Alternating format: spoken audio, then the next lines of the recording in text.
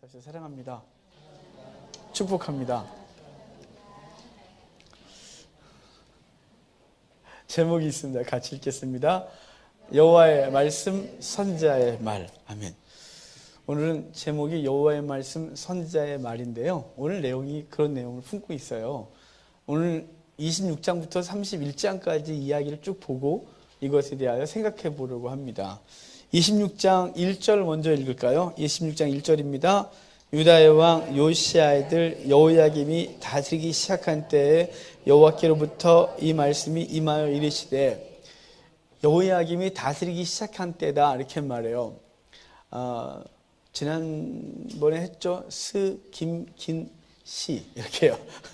요시야의 아들 여호아하스는 3개월 만에 바벨론 애굽에 끌려가서 죽고, 김이 11년, 그 아들 긴이 3개월, 그리고 마지막 시드기야가 11년 통치하다가 망했다 그랬어요.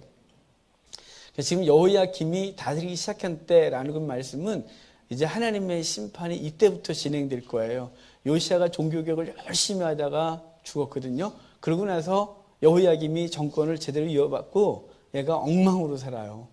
그럴 때 하나님께서 예레미야를 통하여 그 백성을 향하여 말씀하시는 거예요. 죄에 대해서 많이 말하겠죠. 3절 봅시다. 무슨 말씀을 전하시는지. 여호와가 예레미야를 통하여 하신 말씀이에요. 3절. 그들이 듣고 혹시 각각 그 악한 길에서 돌아오리라. 그리하면 내가 그들의 악행으로 말미암아 그들의 재앙을 내리려 하던 뜻을 돌이키리라. 아멘. 지금 그 백성을 향하여 악한 길에서 돌아오라고 말하는 거예요. 죄 짓지 말라고, 더 이상 악을 행하지 말라고. 그러면 내가 너희를 향하여 심판하겠다고 했던, 그리고 심판의 분위기 속에서 너희가 막 살아가고 있는 이곳은 내가 돌이켜 너희를 안전하게 하겠다 이렇게 말하는 거죠.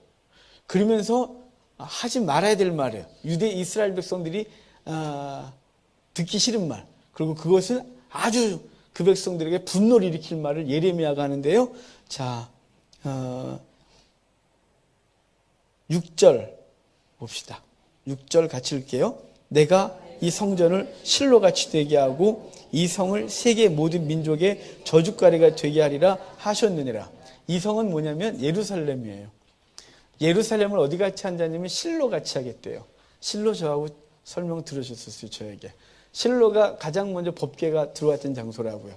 여호수아를 통하여 이스라엘 백성이 가나안 땅에 들어오고 성소가 실로에 있었어요. 그래서 수도 겸 제사장 그 성전이 거기 있었기 때문에 사사시대 내내 거기서 예배했어요. 그런데 하나님이 사사시대 말기에 엘리 제사장, 그의 두 아들, 그리고 그 백성이 범죄함으로 블레셋에게 법궤 뺏기게 하고, 엘리의 두 아들은 전사하고 엘리는 목이 부러져 죽고, 그리고 실로는 불타서 더 이상 도시 기능을 할 수가 없고 껍데기는 높당으로 옮기게 되는 이 비참한 일을 겪어요. 사람들이 생각하기를 실로에는 여호와의 법궤가 있기 때문에 안 망한다. 절대로 망할 수 없다. 어떻게 여호와의 집이 망하냐? 어떻게 법궤가 망할 수 있느냐라는 생각을 했어요. 그러면서 그것을 의지하여 그들은 죄를 졌었단 말이에요. 하나님이 그 백성을 심판하셨어요. 지금 너희가 예루살렘이 하나님의 집, 거기에 법궤가 있다고 안 망한다고 말하느냐? 그리고 이렇게 담대하게 죄를 짓느냐? 아니, 실로에 가서 배워야지. 실로 무너졌잖아. 예루살렘도 무너질 거야. 처참하게 무너질 것이고, 그리고 저주거리가 될 거고, 사람들에게 조롱을 받을 거야 라고 말하는 거예요. 이게 이스라엘 사람들에게서는 듣지 않을 얘기예요. 이건 정말 하면 안 될 얘기죠. 왜냐하면 거룩한 하나님의 집인데요. 이스라엘 사람들은 하나님의 이름도 안 부른다 그랬잖아요. 여호와라고 써놓고 아도나이 이렇게 읽었어요. 쓰는 거하고 읽는 게 달라요. 감히 주의를 부를 수가 없어서. 그런데 그분이 거하시는 집을 지금 망한다, 황폐하게 될 거다, 저주거리가 된다라고 말하는 건 그들이 듣고 싶지 않은 얘기죠. 그래서 그들이 분노하기 시작해요. 여러분, 종종 여러분이 우리 교회는 설교를 들으면서 항상 죄를 많이 지적당해서 듣다가 똑바로 해라, 그러다가 사업 망한다, 그러다가 집안 망한다, 그러다가 확 꼬꾸라진다, 그러다가 참 이렇게 막 이런 얘기 들으면 아멘, 이러고 싶진 않잖아요. 이러겠죠. 왜 저러시네 또, 오늘 또 설교가 또 저러네, 이럴 수 있겠죠. 그런데 거기까지만 하셔야 돼요. 기분 나빠도 이러면 안 돼요. 저게 고만할 때가 됐나 보다. 요즘 오래 했어, 교회에서. 황 목사 저게 이제 좀 끌어내려야 되겠어. 우리 집사람들 모여봐요. 뭐 장애 조직하고 그래갖고 목사 쫓아내고 다른 목사 좀 어떻게 이렇게 하면 안 되는 거예요. 지금 이들이 그렇게 들으니까 지금 자기들의 죄를 지적당하고 회개하라는데 회개하고 싶지는 않고 그 심한 말을 들으니까 기분이 나빠서 그들이 뭐라고 하는지 8절 9절 봐요. 우리 읽었던 구절이에요. 같이 읽겠습니다. 예레미야가 여호와께서 명령하신 말씀을 모든 백성에게 전하기를 마침에 제사장들과 선지자들과 모든 백성이 그를 붙잡고 이르되 내가 반드시 죽어야 하리라. 어찌하여 내가 여호와의 이름을 의지하고 예언하여 이르기를 이 성전이 실로같이 되겠고 이 성이 황폐하여 주민이 없으리라 하느냐 하며 그 모든 백성이 여호와의 성전에서 예레미야를 향하여 모여드니라. 자, 지금 제사장, 선지자 모든 백성이 모여서 너 죽어야 돼. 그렇게 말하는 거예요. 그래서 예레미야를 죽여버리겠다고 말하는 거죠. 어찌 감히 예루살렘을 망한다 그래? 네가 뭔데 내 삶을 갖고 그러는 거야? 네가 뭔데 하나님한테 복을 받아서 이만큼 쌓아놓은 걸 네가 뭔데 무너진다고 말하는 거니? 그래갖고 멱살을 잡겠다고 몰려왔대요. 예레미야에게. 여러분 혹시나 제가 여러분에게 죄를 너무 많이 지적을 해도 저한테 와서 멱살을 잡지 말아 주십시오. 저 심장이 좀 약해서 아마 제가 욱을 하든지 그만 보든지 둘 중에 하나가 되지 않을까 싶은데요. 그러니까 죄를 지적을 하면 이스라엘 백성이 어떻게 해요? 너 죽여버릴 거야. 이렇게 말한다는 거죠. 어찌할꼬가 아니에요. 어찌할꼬? 나 어떻게 하면 되지? 내 삶에서 대체 그럼 어떻게 해야 되지? 어떻게 그러면 주께서 원하시는 삶으로 돌이키지? 라고 생각해야 되는데 넌 죽어야 돼. 이렇게 말하는 거죠. 그럼 예레미야가 벌벌벌벌 떨까요? 안 떨어요. 예레미야 한 말 볼까요? 14절 15절이에요. 예레미야가 원래 되게 겁이 많은 사람인데 되게 부드러운 사람이거든요. 근데 이때 굉장히 깡이 좋아져요. 주님께서 주신 놀라운 은혜가 있다고 보여지는데요. 14절 15절 같이 읽겠습니다. 보라, 나는 너희 손에 있으니 너희 의견에 좋은 대로 옳은 대로 하려니와 너희는 분명히 알아라. 너희가 나를 죽이면 반드시 무죄한 피를 너희 몸과 이 성과 이 성 주민에게 돌리는 것이더라. 이는 여호와께서 진실로 나를 보내사 이 모든 말을 너희 귀에 말하게 하셨느니라. 이렇게 하는 거예요. 속된 말로 패째 이렇게 하는 거죠. 야, 찔러 죽여. 그래 난 죽을 거야. 너네 손에 죽겠지만 너희는 너희 죄 때문에 죽을 거야. 마음대로 해봐. 이렇게 말하는 거죠. 그러니까 못 죽여요. 그러니까 못 죽여요. 예전에 제가 여러분이 많이 그러면 저는 덜덜 떨고 그랬을 거예요. 아주 신앙이 초기에. 근데 제가 많은 시간들을 겪으면서 요즘은 별로 겁 안 먹어요. 그러세요? 마음대로 하세요? 이렇게 되는 거예요. 그렇다고 저한테 우리 그렇게까지 가지 맙시다. 그러면 배짜요? 이렇게 서로 그러면 안 되고 저는 여러분에게 죄를 지적할 거예요. 열심히, 아주 열심히. 그럼 여러분은 그것 때문에 괴로워하시고 하나님 어찌할까요? 나는 어떻게 해야 저 앞에 바라나 이래야 되는데 여기 지금 그렇게 말하는 거예요. 죽여버리겠대요. 그러니까 근데 예레미야가 돌이키지 아니하고 딱 당당히 서서 너희는 너희 죄 가운데 죽게 될 거야 라고 말하는 거예요.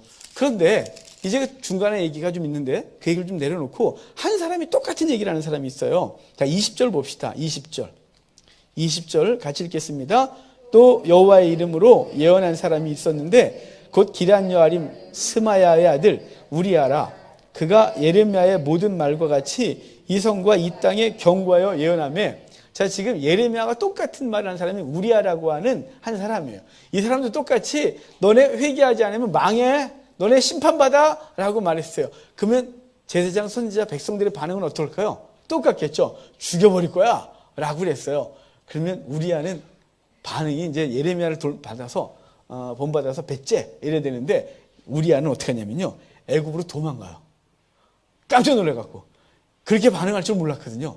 어찌할꼬 그럴 줄 알았는데 너 죽여버릴 거야. 그랬더니 애굽으로 도망가요. 그랬더니 예레미야 여호야김이 사람들을 보내서 그 우리아를 애굽에서 잡아다가 연행에다가 끌어와서 죽여버려요. 누구는 죽고 누구는 살고 왜 그랬을까요? 진리 앞에 돌이키면 안 돼요. 진리를 가지고 사는 저와 여러분들이 이게 진리다 믿거든 그 어떤 세상의 위협과 두려움으로부터 돌이키면 안 되는 거예요. 저는 사람들이 뭐라고 하겠죠. 저는 혹여나 여러분들이 뭐니 저거 이렇게 말할 수 있겠죠. 너무 심해 라고 말할 수 있겠죠. 너나 잘해 그렇게 말할 수 있겠죠. 그때 저는 굳건하게 서 있어야 되고요. 여러분 세상 가운데 성도로서 살아가는데 세상의 가치관이 여러분을 향하여 네가 왜 그렇게 사니? 꼭 너만 교회 다녀? 너만 진리 갖고 사는 거야? 왜 그래? 라고 부딪힐 때 슬쩍 타협해서 적당히 살아가지 마시고 그러지 마시고 서 있어야 돼요. 그래야 세상 앞에서 그 진리가 진리로 인정을 받게 되는 거예요. 어제 곰에 대한 얘기 이렇게 뉴스에 나오더라고요. 요새 우리나라 곰이 많이 늘었나 봐요. 그래서 곰을 만나거든 어떻게 해야 되느냐라고 이제 그 공원 관리, 지리산 관리인 같은데 그분이 나와서 이렇게 말해요. 곰을 만나거든 죽은 척하지 마시래요. 진짜 죽은 줄 알고 확인해서 죽일 수 있대요. 그리고 나무로 올라가지 말아요. 곰이 더 잘 탄대요. 그럼 어떡할까? 그랬더니 눈을 딱 마주치고 뒤로 천천히 물러가래요. 눈을 이렇게 쳐다보고 이렇게 등을 돌리지 말래요. 여차하면 확. 싸나운 개하고 만났을 때 여러분 어떻게 하는지 아시죠? 싸나운 개를 만났을 때 등을 돌리면 그놈은 곧바로 와서 물어요. 싸나운 개를 만나면 눈을 마주치고 으르릉 그러면 함께 물어요. 또 그러지 말고 눈만 이렇게 마주치고 뒷걸음을 쳐서 일단 피하는 게 장상책이에요. 제가 이 얘기를 왜 드리냐면 세상 가치관 앞에 등을 돌리지 마십시오. 세상이 우리를 향하여 진리 가운데 살려고 하는데 너 그렇게 살아? 아니지 그렇게 사는 게 아니야 라고 할 때 그때 돌이키지 마시고 세상의 가치관을 향하여 눈을 마주치십시오. 그리고 당당히 서십시오. 그러면 진리가 승리하는 결과를 얻게 되실 거예요. 그 경험을 하실 거예요. 그 경험을 한두 번 하시게 되면 그 다음부터는 담대해져서 등을 돌릴 생각이 아니라 그럴 때마다 눈을 부라리고 세상과 담대하게 서는 귀한 은혜가 우리 속에 있게 될 것입니다. 하여간 지금 예레미야는 당당히 섰고 그 말씀 앞에 그들이 두려워 떨었고 우리아는 동일한 말을 했지만 등을 돌렸다 죽어요. 자, 이렇게 되어지는 가운데 27장에 어떤 한 사건이 일어나요. 그것도 27장 후반 27장은 아주 뒷얘기인데 27장 3절 봐요. 3절 같이 읽겠습니다. 유다의 왕 시드기야를 보러 예루살렘에 온 그것을 주어 에돔의 왕과 모압의 왕과 암몬 자손의 왕과 두로의 왕과 시돈의 왕에게 보내며 아멘. 거기까지만 읽을게요. 자, 27장의 배경은 왜 3절을 읽었냐면 1절에 여호야김이 다스리기 시작한 때라고 되어 있는데요. 이건 약간의 오류가 있어요. 시드기야가 왕이 즉위할 때예요. 여호야김하고 시드기야는 11년이 넘게 차이가 나거든요. 아마도 바룩이 이것을 기록하면서 왕명을 깜빡하지 않았을까 싶어요. 하여간 시드기야가 왕위에 등극할 때인데 왕위에 등극할 때 축하사절단이 주변에서 막 왔어요. 축하사절단이 왔는데 하나님이 예레미야에게 이렇게 말해요. 예레미야야, 너 오늘 가서 깽판 한번 부려줄래? 그렇게 말하는 거죠. 오늘 좀 설교 말투가 좀 이상하죠? 배째, 깽판 부려라. 예, 이해하기 쉽지 그랬어요. 깽판 한번 부리래요. 그래서 어떻게 할까요? 그랬더니 넌 나무 멍이를 하나 메고 밧줄로 네 몸을 칭칭 묶고 그러고서 축하사절단 건배 축하해 막 이런데 거기 가서 한번 놀아주래요. 그래서 가갖고 뭐라 하냐면 이것들아 즐겁냐 그렇게 말하면서 너네 다 지금 바벨론에게 대항을 하는데 너네가 다 같이 바벨론의 왕 느부갓네살의 멍에를 쥐고 포로로 끌려가고 고통을 당할 거라고 외쳐주래요. 지금 이들은 시드기야의 즉위식 때 온 이들은 그 주변 나라 왕들이었어요. 사절단들인데 그들은 지중해 동쪽에 있는 나라들의 동맹이었어요. 바벨론이 이제 침공에 들어오니까 그 엄청난 강한 세력 앞에서 혼자는 감당이 안 되니까 주변 나라가 다 동맹을 맺어요. 지금 시리아, 레바논, 요르단, 이스라엘 그리고 이집트까지 레반트 동맹을 이렇게 맺는데 그 동맹으로 대항해서 그 바벨론을 대항하겠다고 하는 거죠. 근데 하나님은 그 바벨론의 지배를 당하고 그 속에서 그들의 오랜 죄들을 끊어내며 하나님의 징계 가운데 있기를 원하셔서 주님은 바벨론을 보낸 건데 회개는 하지 않고 그 징계를 받지 않겠다고 대항한 그들을 향하여 너네는 망할 거야. 너네는 이 멍에를 지고 끌려갈 거야 라고 말씀하고 있는 거예요. 이 멍에를 메고 이 예레미야가 매일매일 살아가요. 얼마나 오래 살았는지 한번 볼까요? 28장 1절 봐요. 28장 1절 같이 읽겠습니다. 그해 곧 유다 왕 시드기야가 다스리기 시작한 지 4년 5째 달 기브온 아수리 아들 선지자 하나냐가 여호와의 성전에서 제사장들과 모든 백성이 보는 앞에서 내게 말하여 이르되 자 지금 시드기야가 즉위할 때 일이 벌어졌는데요. 지금 이 본문은 시드기야 4년이래요. 그러니까 예레미야 아침에 출근 복장은 찍고 일어나서 멍이 하나 메고 밧줄을 메고 동네 다니면서 이 꼴 당할 거야 이렇게 계속 했단 말이에요. 근데 그걸 4년을 봤다고 생각해 보십시오. 얼마나 힘들겠나.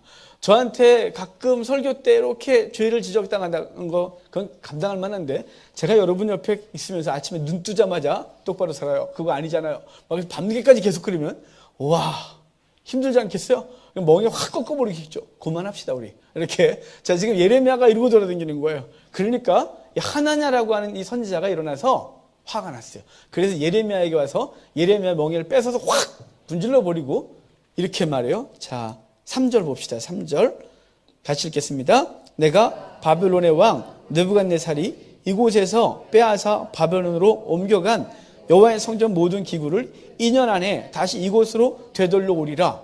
하나냐가 너무 좋은 얘기를 하죠. 네 멍에 확 꺾어버렸다. 바벨론이라는 멍에 그냥 꺾어버렸다. 2년 안에 포로로 끌려간 사람들과 옮겨간 기물들이 다 돌아올 거야 라고 말하는 거죠. 너무 좋은 소리죠. 예레미야의 반응이 있어요. 자, 예레미야의 반응 6절이에요. 같이 읽을게요. 선지자 예레미야에게 말하니라.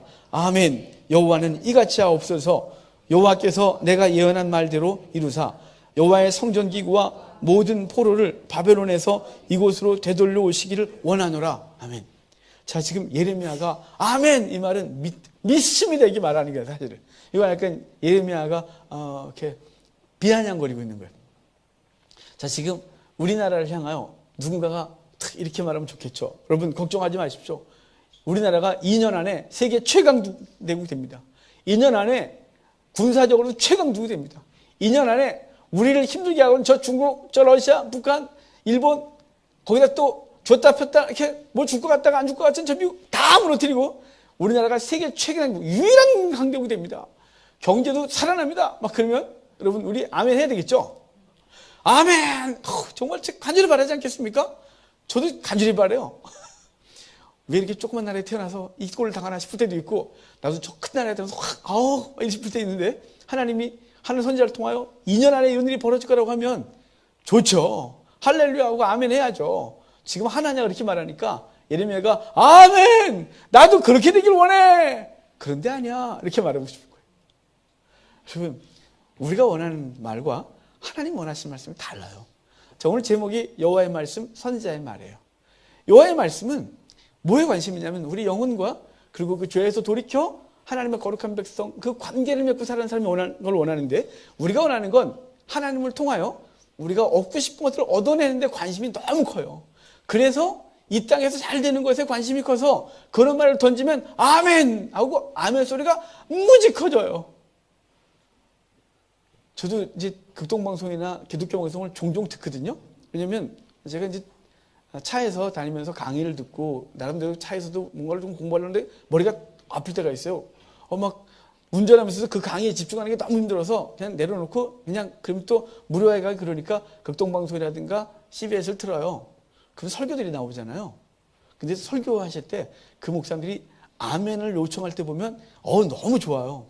우리나라 잘 될 것입니다. 아멘. 우리나라 이렇게 돼갖고 우리 됩니다. 아멘. 막 그러고 저도 거기서 아멘 그러고 싶은데 현실은 전혀 그렇지 않고 주께서 말씀하신 건 그런 게 아니에요. 우리 이 민족을 향하여 하나님께서 말씀하시고 싶은 건 죄에서 돌이키길 원하고 무너진 한국교회가 죄에서 거듭나서 거룩하게 되길 원하고 하나님이 원하시는 나라 되길 원하는데 그런 건 하나도 없고 온통 잘 되는 거예요. 지금 하나냐가 그거 원하는 거예요. 그랬더니 예레미야도 아멘 네가 말한 대로 그렇게 되기를 원해 라고 말하는 거죠. 근데 이게 누구 말이라고요? 사람의 말이라고요.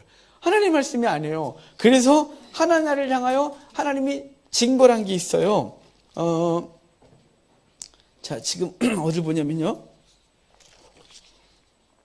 13절 봅시다. 13절 먼저 읽어요.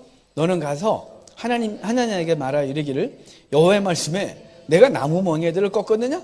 그 대신 쇠멍에들을 만들어 주리라.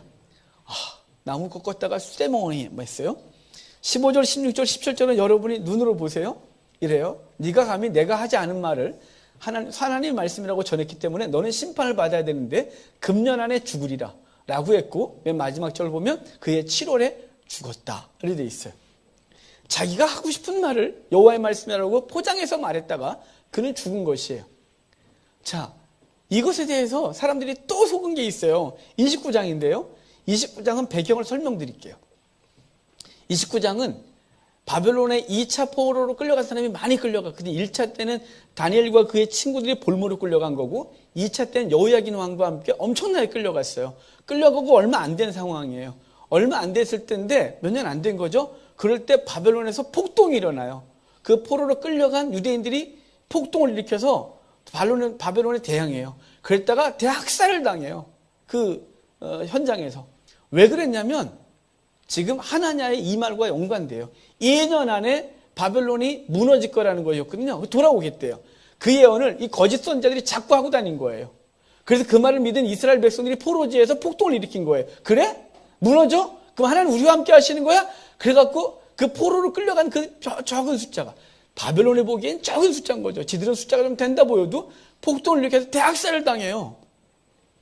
이유는요, 당시 바벨론의 내정이 혼란스러웠어요. 바벨론이 외적으로 막 정복 사업을 하면서 그 잠시 바벨론의 그 정치가 약간 혼란스러운 텀을 타서 사람들은 그걸 보면, 현상을 보면서 바벨론은 망할 거라고 생각했어요. 저렇게 혼란을 겪다가 망하지, 여야가 저렇게 대판 싸우다가 망하지 저 나라, 이렇게 생각했단 말이에요. 그래서 거짓 선자는 상황을 보면서 망해 라고 말했던 거예요.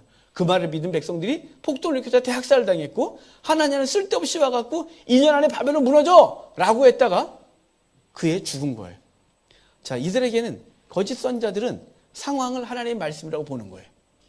하나님은요, 아니지, 지금 내 계획은 변한 적이 없지. 난 내 계획은 주변을 움직이고 하지만 그 상황이 내가 말한 게 아니야. 니들이 원하는 대로 해석했을 뿐이지 라고 말하는 거예요. 그래서 그 원하는 대로 해석했다가 엄청난 희생을 당하고 있는 거예요.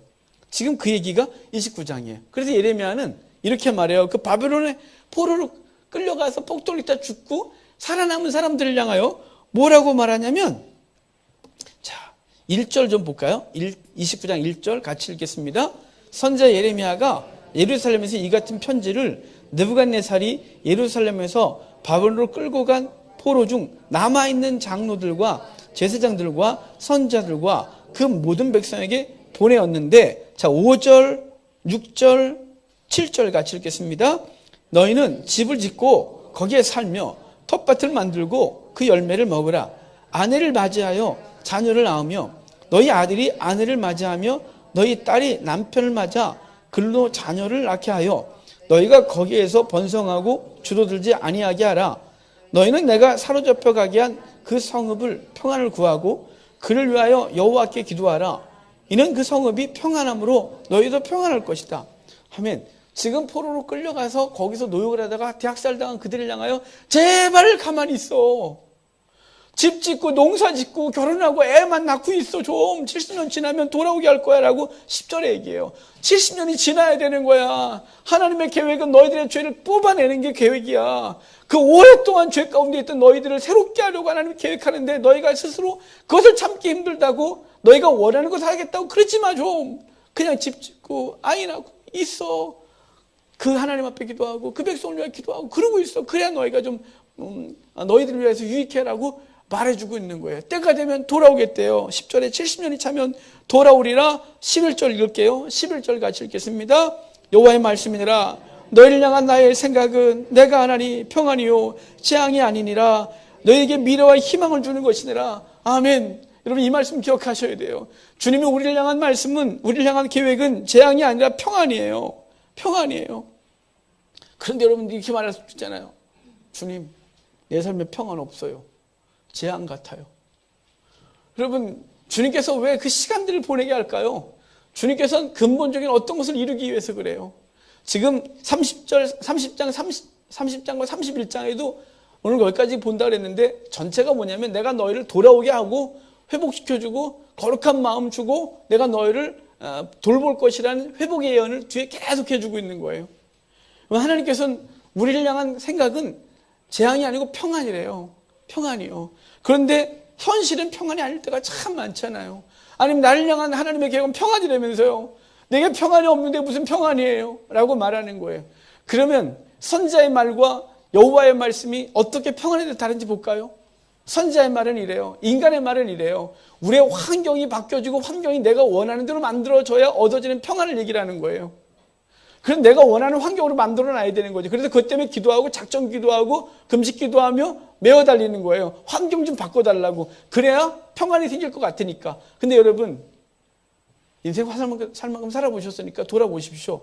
환경이 바뀌었다고 평안해졌나? 환경이 바뀌었다고 편안해졌습니까? 10대 때, 20대 때, 30대 때, 40대 때 살면서 정말 환경이 바뀌어서 진정한 평안이 왔습니까? 아닙니다. 하나님은 우리는 환경을 바꾸고 평안을 요구한다면 주님께서는 환경이 아니라 그 환경 속에서 또 다른 은혜를 주셔서 능히 그것을 극복하는 평강을 주시길 원해요. 빌립보서에서 이렇게 말해요. 너희는 염려와 모든 근심을 주께 맡기라. 그러면 주께서 평강을 주시리라. 너희 맡겨 기도해라. 그럼 평강을 주겠대요. 맡기고 기도해라. 그럼 네가 원하는 걸 내가 다 해결해서 네가 원하는 평강을 주리라. 이렇게 말하지 않고 염려와 근심을 주께 맡기고 기도해라. 그러면 평강을 주시리라. 너희가 무엇인지 기도해라. 그러면 다 준다가 아니라 성령을 주시리라. 이렇게 말씀하시면서 빌립보서 4장에 이렇게 말해요. 하나님 능력 주시는 내가 모든 것을 할 수 있대요. 능력 주시는 자에서 모든 것을 할 수 있는데 그게 뭐냐면 가난해도 처할 줄 알고 부함에도 처할 줄 알아. 그 심령에서 여호와를 떠나지 않는 능력이 생겼대요. 그 능력이 평강을 얻는 거예요. 주님께서는 우리에게 그 평강을 얻게 하는 걸 원하는 거죠. 왜냐하면 우리가 이 땅에 사는 날 동안 더위와 추위, 낮과 밤이 사라지질 않아요. 우리 속에서 문제가 없는 날이 하나도 없어요. A라는 문제 그거 없으면 내가 평강을 갖는데 그게 일되면 B라는 문제가 나를 괴롭히기 시작해요. 너무 신기하죠? 인생 너무 이상해요. 저 목회 한 20여 년 하면서 이런 생각했어요. 저 너무 힘들게 하는 어떤 분이 있을 때 이랬어요. 누구냐 또 그러지 마세요. 그럴 때 저분 없으면 우리 교회가 좀 편안하겠다. 그분이 사라지잖아요. 다른 사람이 나에게 평안을 주는 사람, 그 사람이 나를 괴롭히기 시작해요. 왜 저렇게 바뀌었지? 저 인간도 없으면 좋겠다 그러면 다른 인간이 다시 일어나요. 저를 괴롭히기 시작해요. 환경이 바뀐다고 평강이 되지 않아요. 내 삶 속에서 이게 회복되면 되겠다 싶었지만 회복된다고 평강하냐? 절대로 그렇지 않아요. 여러분 그렇지 않아요? 여러분 진짜 평강은요. 주님께서 주시는 절대적인 평강이 있어요. 그래서 가난할 때도 평강이 깨지지 않고 부할 때도 그 평강이 깨지는 평강이 있어요. 그건 주님께서 함께 하시고 훈련을 통하여 얻어지는 놀라운 은혜예요. 경험을 통해 알게 되죠. 경험을 통해요. 경험하지 않고는 그게 잘 몰라요. 왜냐하면 두렵거든요. 아까 말씀드렸잖아요. 세상의 가치관 앞에 눈을 딱 떼어야 되는데 자꾸 그 맨 처음에 뜰 때 얼마나 무서운지 알아요? 여러분 오늘 지나가시다가 혹시 개를 지나가거든. 개하고 눈을 한번 마주쳐보세요. 내가 한번 해보리라. 그리고 여러분 감대해지지 않으면 이게 막 심장이 얼마나 떨리는지 알아요? 근데 큰 놈으로 하지 마세요. 대들 수 있으니까. 조그만 놈한테 가서 딱 눈을 한번 이렇게 해보세요. 그럼 걔가 그러다가 지가 이렇게 돌았습니다. 근데 그게 몇 번 되잖아요? 그럼 이제 익숙해져요. 걔는 이런 거구나 라고 해서 점점점 덩어리가 커진 놈하고 눈을 이렇게 되거든요. 저한테 잘하냐? 아니요. 저는 시골 가서 걔 만나면 저도 피해요. 웬만하면 묶인 놈 아니면 눈 안 마주치려고 합니다. 저도. 하여간 중요한 건 뭐냐면 경험은 우리로 하여금 이건구나 라고 알게 해요. 하나님 우리에게 평강을 주시는데 그 평강은 환경을 개선시켜주는 평강이 아니에요. 환경은요 개선한다고 바뀌질 않아요. 이 땅에선 끊임없이 와요. 끊임없이. 그래서 하나님께서 그분과 관계를 통하여 넉넉히 이기는 평강을 허락하시는 거예요. 그게 주의 말씀이고요. 세상의 거짓 선자의 평강은 말하는 평강은 환경을 개선시켜 줄 거래요. 그래서 그것 때문에 작정 기도하래요. 그것 때문에 금식 기도하래요. 그것 때문에 헌금하래요. 아니요. 그거 해결되면 다른 게 또 괴롭힐 거예요. 그럴 때마다 우리는 또 그래서 종교적 노예가 되는 거예요. 자유하지 못하고. 진리가 자유케 한다 했는데 자유가 아니라 진리가 우리를 노예되게 하는 거죠. 절대로 아니에요. 하나님 앞에서 하나님과 관계 속에서 주님께서 주신 평강이 우리 속에 있어요. 그게 여호와의 말씀이에요. 형통이요? 여러분 형통을 우리는 이렇게 말해요. 형통한다 그러면 어떤 건가요? 내가 원하는 걸 얻는 걸 형통이라 그래요. 요즘 이슈철이잖아요. 대학을 가는 걸 형통이라 그러죠. 내가 내 실력보다 더 좋은 데 간 거 형통. 우리 다 그래요. 주님께서 정말 뭘 놀라운 복을 주셨어요. 당연하죠. 그걸 갖다가 복 받은 게 아니에요. 이렇게 말할 수 없잖아요.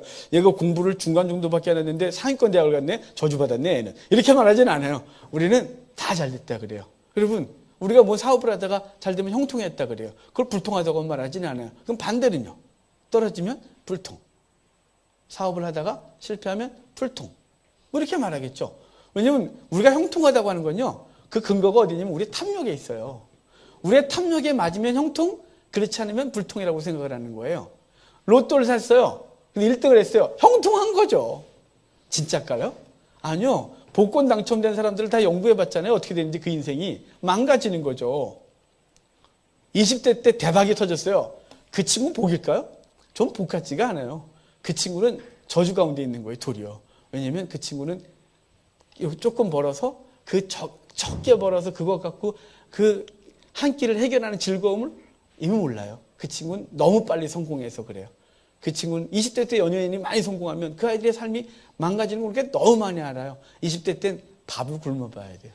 20대 땐 실패도 한번 해봐야 되죠. 20대 때는 울고 한쪽 구석에 가서 왜 이럴까 싶어 좌절도 한번 해봐야 되죠. 그러면서 조금씩 그 나이에 따라서 가는 게 형통인 것이지 대박 터지는 게 형통이 아니에요. 우리는 형통을 뭐라냐면 우리의 욕심에 꽉 차면, 우리의 욕심에 만족되면 형통이라고 말하는데 주님은 그렇게 말한 적이 없어요. 주님이 형통이라고 말하는 장면이 아주 놀라운 장면이 있어요. 창세기에 형통이라는 단어가 3번 나오는데요. 39장에 3번 다 나와요.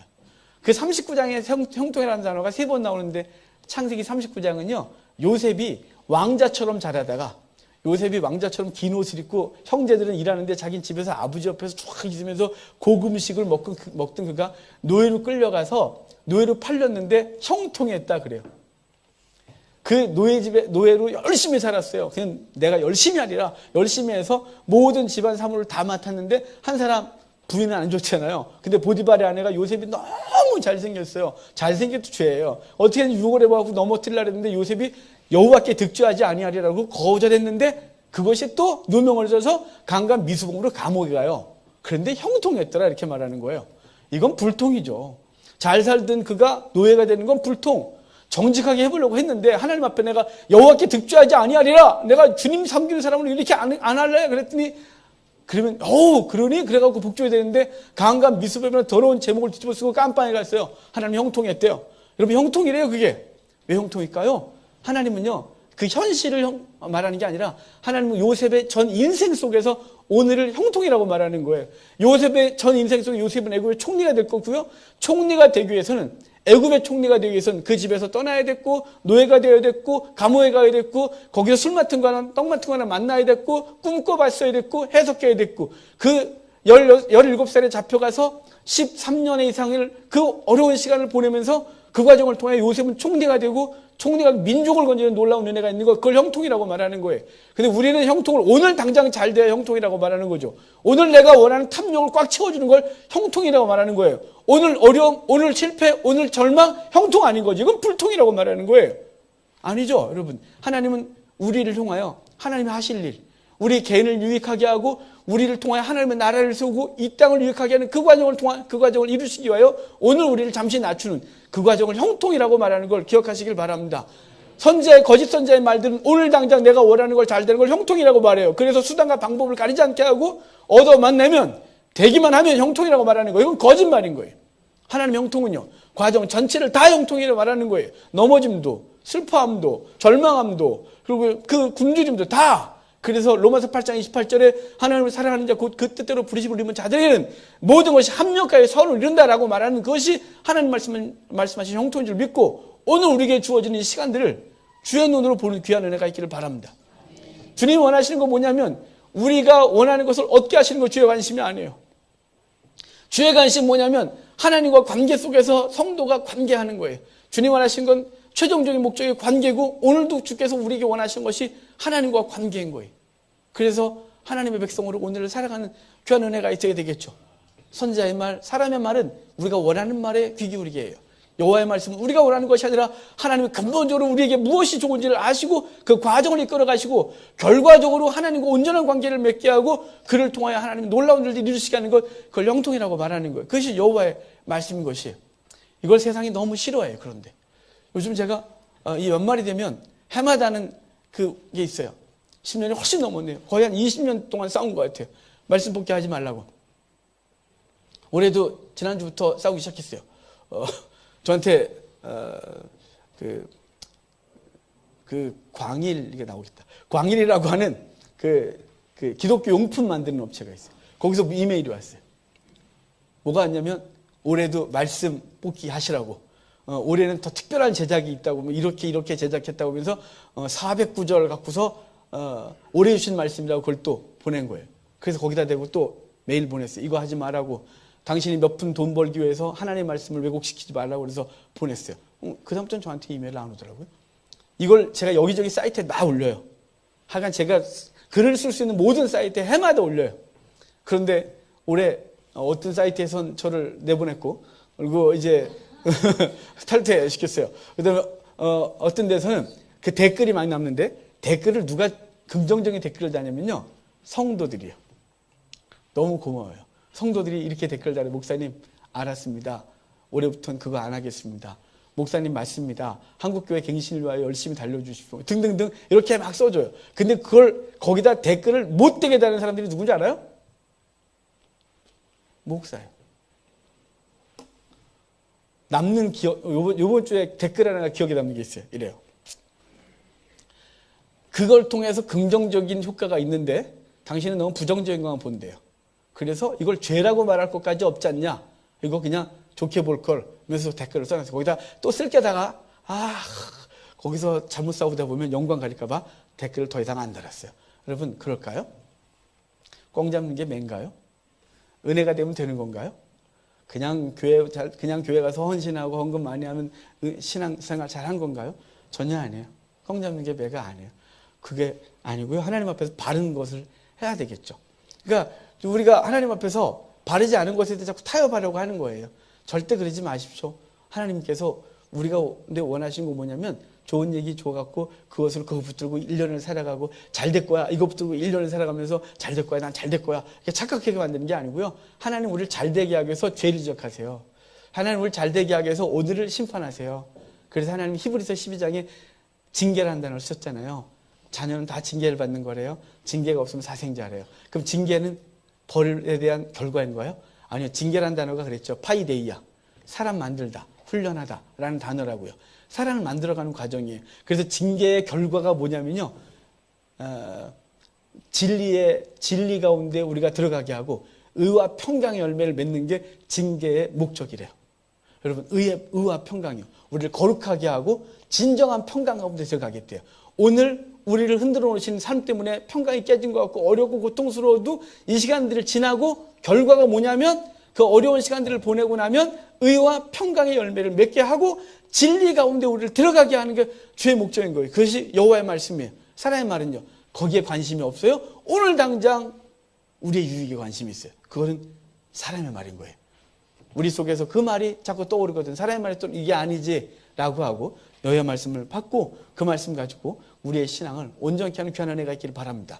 반드시 주께서 진정한 평강과 진정한 형통이 무엇인지 알게 하실 것이고 이 땅에서 우리의 삶을 이렇게 내려놓고 하나님의 나라를 소망하며 우리의 시민권이 하늘에 있음을 알게 하고 거룩한 표대를 향하여 날마다 달려가는 성도가 되게 하실 것을 믿고 오늘도 우리 하나님 앞에서 살아가는 귀한 은혜가 있기를 바랍니다.